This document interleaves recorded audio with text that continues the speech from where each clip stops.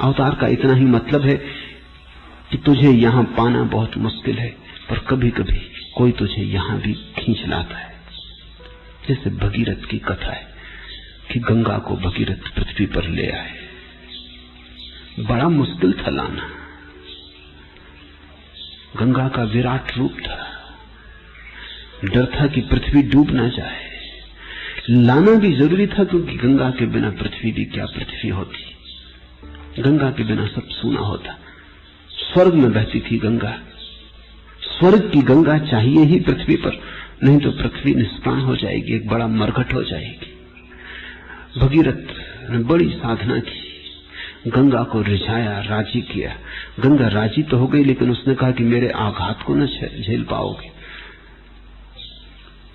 पवित्रता का आघात भी तो बड़ा है। जैसे 5 कैंडल के बल्ब में और 1000 कैंडल की बिजली दौड़ जाए तो फ्यूज उड़ जाए, बल्ब टूट जाए, फूट जाए, खतरा हो। गंगा ने कहा मैं स्वर्ग में बहती रही हूं, इतनी बड़ी पवित्रता, इतना स्वर्गीय पुण्य पृथ्वी न झेल सकेगी, मुश्किल हो जाएगी। तुम जाओ, किसी को राजी करो जो मुझे झेलने को राजी हो। भगीरथ ने गंगा को तो आने को राजी कर लिया, लेकिन अब झेलेगा कौन? उन्होंने शिव की बड़ी प्रार्थना की, पूछा की कि तुम इसे रोक लो। कथा बड़ी मधुर है। शिव राजी हो गए और कहते हैं गंगा उतरी तो उनकी जटाओं में कई जन्मों तक भटकती रही। जटाओं में उतार लिया उसे, भटकती रही। वहां रास्ता ही मिलना मुश्किल हो गया उसे। मिटाने की तो बात दूर, पृथ्वी को डुबाने की बात दूर, उस शिव की जटाओं से बाहर आने का उसे रास्ता न मिले।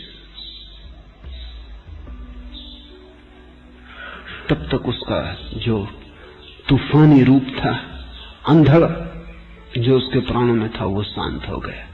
शिव ने उसे कोमल बना दिया, शिव ने उसे नम्र बना दिया। अकड़ चली गई, पवित्रता की भी एक अकड़। स्वर्ग की गंगा थी, बड़ी अकड़ थी, बड़ी अस्मिता थी। शिव के सिर में भटक के वो अहंकार खो गया, दीन अनुभव हुई, फिर उतरी पृथ्वी पर। शिवत्व का अर्थ, शिव का अर्थ है ऐसे बुद्ध पुरुष। और जटाजूट की बात बड़ी ठीक है, क्योंकि जब पहली दफा परमात्मा उतरता है तो वो तुम्हारे सिर के भीतर, बाहर के जटाजूट में नहीं, भीतर के जटाजूट में उतरता है। भीतर जो अनंत नाड़ियों का जाल है, मस्तिष्क में जो कोई 7 करोड़ सेल है, उनमें ही उतरता है, उनमें ही भटकता है, उनसे ही रास्ता खोजता है। बुद्ध पुरुष का मस्तिष्क जब जागता है तो परमात्मा उतरा। फिर शिव मिले स्वर्ग की गंगा को, फिर वर्षों लग जाते हैं वहां भटकने में।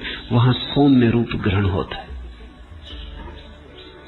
जैसे तुम मिट्टी को सीधा न खा सकोगे, हालांकि रोज मिट्टी को खाते हो, कभी गेहूं की शक्ल में खाते हो, कभी अनार की शक्ल में खाते हो, कहीं अमरूद आम की शक्ल में खाते हो, खाते मिट्टी को ही हो, पर मिट्टी को सीधा न खा सकोगे। पहले वृक्ष मिट्टी को खाता है, फिर वृक्ष मिट्टी को रूपांतरित करता है, फल बन जाता है, फिर फल तुम खा लेते हो, है मिट्टी ही, लेकिन बीच में वृक्ष का माध्यम जरूरी था। परमात्मा को तुम सीधा न खा सकोगे, वो तुम्हारे लिए बहुत मुश्किल हो जाएगा। कोई शिव पहले उसे पचाता है, फिर वो तुम्हारे योग्य हो जाता है। फिर तुम्हें छोटे छोटे, जितनी तुम्हें जरूरत है, जितना तुम झेल सकोगे, पचा सकोगे, उस मात्रा में मिल जाता है। बुद्ध तो पूरे परमात्मा को पचा लेते, फिर उनके एक एक वचन में एक एक फल की तरह वो तुम पर बरसने लगते, एक एक फूल में तुम्हारे पास आने लगते। गंगा का तूफान तो शिव झेल लेते, फिर गंगा सौम्य हो जाती, फिर तुम उस पर तीर्थ यात्रा कर पाते हो, फिर तुम घाट बना लेते हो, फिर मंदिर बना लेते हो, फिर तुम पूजा कर पाते हो। संत पुरुष उस गंगा को बार बार लाते।